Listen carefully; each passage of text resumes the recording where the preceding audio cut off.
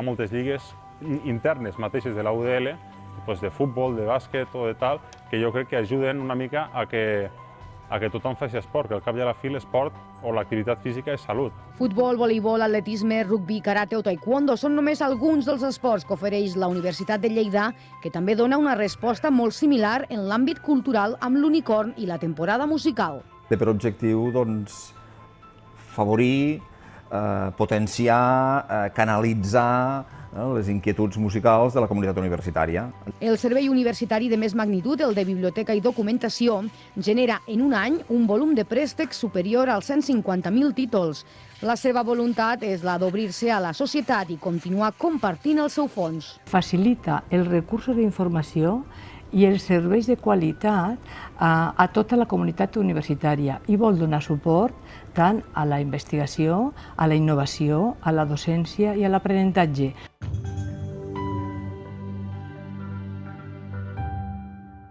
El Servei de Biblioteca i Documentació és des de l'any 1993 i poc després de la posada en funcionament de la nova Universitat de Lleida, una de les grans apostes tradicionals de la institució d'educació superior. La seva força ve donada en part per l'esforç que es va fer per unificar el fons bibliogràfic existent als diferents campus, donant forma al model de gestió que es va decidir adoptar, que és el propi dels països anglosaxons. El resultat és el de l'estructura actual, 4 biblioteques temàtiques per amb una organització comuna, per tal de donar un servei més eficient. Hi ha una biblioteca, una política universitària, una universitat, un catàleg col·lectiu amb tots els recursos de la UDL, amb tot el fons bibliogràfic de la UDL, un campus i una biblioteca especialitzada que cobreix les àrees que s'imparteixen en aquell campus, les àrees de coneixement, i diversos usuaris, diversos serveis, és a dir, serveis pels diferents usuaris. La de Cappont, ubicada al Centre de Cultures i Cooperació Transfronterera, que es va posar en marxa el 2004, és la més recent de les 4 biblioteques amb què compta la Universitat de Lleida en l'actualitat. A l'oferta s'hi sumen la que dona servei a les facultats de Medicina i Infermeria al campus de Ciències de la Salut i la que hi ha a l'edifici 2 de l'Escola Tècnica Superior d'Enginyeria Agrària, a més de la de Lletres, que funciona des de fa més de 25 anys i està al rectorat. En qualsevol d'aquestes instal·lacions es pot accedir a tot el fons de la UDL gràcies a les opcions de mobilitat de llibres i publicacions entre tots els campus. I encara les opcions van més enllà, ja que és possible obtenir gratuïtament material en préstec de la resta de membres del Consorci de Biblioteques Universitàries de Catalunya, el CEBUC. Un estudiant, un investigador, un docent de la UDL pot demanar un llibre de la Universitat de Barcelona, de Girona, de la Rovira, de la Pompeu, de la Biblioteca de Catalunya, a cost zero. Com se fa això? Molt fàcil. Corre una balisa diària entre les universitats catalanes. Això és una prestació magnífica. La introducció de les tecnologies de la informació i la comunicació a la biblioteca s'ha traduït, entre d'altres, amb la posada en marxa el 2007 del servei de préstec d'equips electrònics, com ara unitats de memòria, tauletes digitals o ordinadors portàtils. Els treballs en grup també ha suposat la posada en marxa de la cessió temporal d'espais per a aquesta finalitat, un servei pel que han passat prop de 30.000 persones en un any i que, per tant, es preveu ampliar. Tot plegat a la vegada que es fa un esforç per difondre el llegat i el fons especial que arriba a la universitat, digitalitzant-lo per a que sigui accessible mitjançant els repositoris oberts. El fons dels cronistes lleidatans Romà Sol i Carme Torres, del poeta Màrius Torres, del filòleg lleidatà Samuel Giligalla i el seu deixeble Alberto Porqueras Mayo.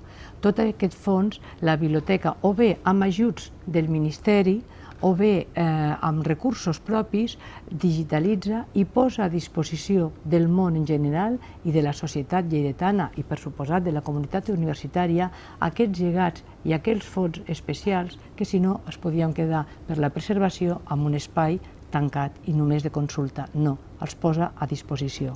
El Servei d'Edicions i Publicacions de la Universitat de Lleida adquireix un tipus d'organització molt similar a com funcionen les editorials privades, però amb una clara voluntat de servei i orientació públiques.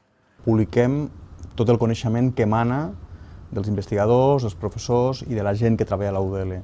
I donem des de manuals, llibres de recerca, etc. i la societat se'n beneficia en el sentit de que s'entera què és el que estem produint, no? Vull dir, és el mirall de la recerca i de la docència aquí de la UDL. En tota la seva trajectòria, des dels inicis de la UDL, s'han publicat més d'un miler de títols. El seu objectiu és buscar fórmules per treballar plegats amb d'altres universitats i rentabilitzar així els recursos d'un servei que també està obert a tot tipus d'encàrrecs del sector privat. A banda dels llibres en paper, s'aposta pels nous formats digitals. Des de fa uns anys ens estem volcant en acord amb l'evolució també de les noves tecnologies, a fer llibre electrònic. O sigui, nosaltres desdoblem tota la producció i tot el que publiquem en paper ho publiquem també en suport electrònic, de manera que es pugui accedir des de qualsevol lloc del món a través de les plataformes de compra de continguts digitals als quals nosaltres hem fet acords i hem signat contractes de distribució. I per als que volen introduir-se o continuar la seva trajectòria musical, la institució ofereix ja des de la seva etapa com a estudi general el cor universitari, donant impuls a una de les primeres disciplines que s'impartien a Lleida en temps medievals, la música. Ara fa 3 anys aquesta agrupació s'ha rebatejat amb el nom d'Unicorn. Participen tant estudiants com membres del personal d'administració i serveis, com també professorat. I bé, porten una activitat coral regular, assajant durant tot el curs acadèmic, un cop per setmana, i realitzant diverses intervencions. Hem volgut donar-li una vessant també una mica particular, i el tipus de concerts intentem que sempre siguin trencant una certa formalitat. En l'actualitat el conformen més d'una trentena de persones i és una de les activitats culturals consolidades a l'oferta. És per això que ara es va més enllà i, a part de confeccionar la programació de cada temporada musical, també s'ha creat un nou conjunt instrumental.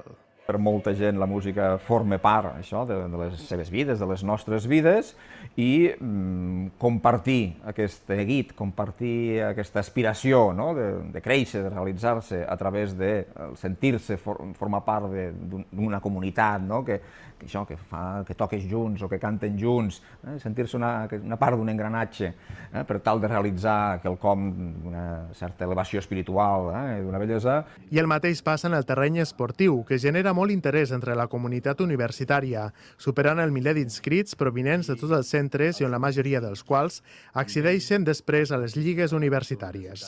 La Universitat de Lleida, que ha obtingut 43 medalles en els darrers campionats de Catalunya i de l'estat espanyol, ofereix diferents disciplines esportives, com ara futbol, bàsquet, handbol, voleibol, tenis, rugby, atletisme, natació, karate o taekwondo. Precisament en aquest darrer, 2 germans s'han proclamat guanyadors.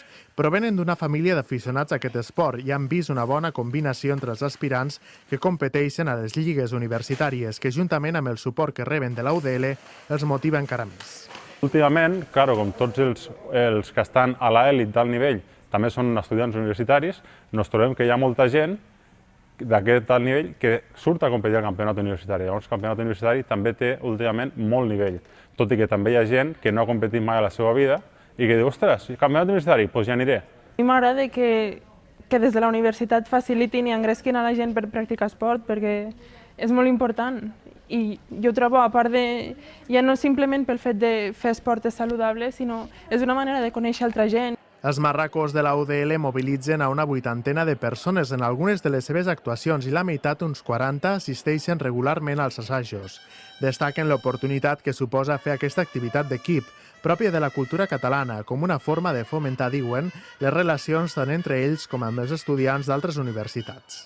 Una colla aquí només d'universitaris de la nostra edat, fem convivència, coneixem gent d'altres carreres i creiem que és una oportunitat molt interessant de poder realitzar. Sempre he fet esport i considero que és molt bo no només estudiar, sinó fer altres activitats. I en aquest cas els castells, doncs, per mi sí que són com un aire fresc, perquè arribes allà, pots parlar amb la gent, comentar, si també fas els castells i tal, facis pinya o pugis a dalt, sempre estàs fent alguna cosa. Els marracos són capaços de poder fer castells de set, tot i que els objectius de la colla s'adapten als membres que la conformen, que entren i surten en relació a la vinculació que tenen com a estudiants de la Universitat de Lleida.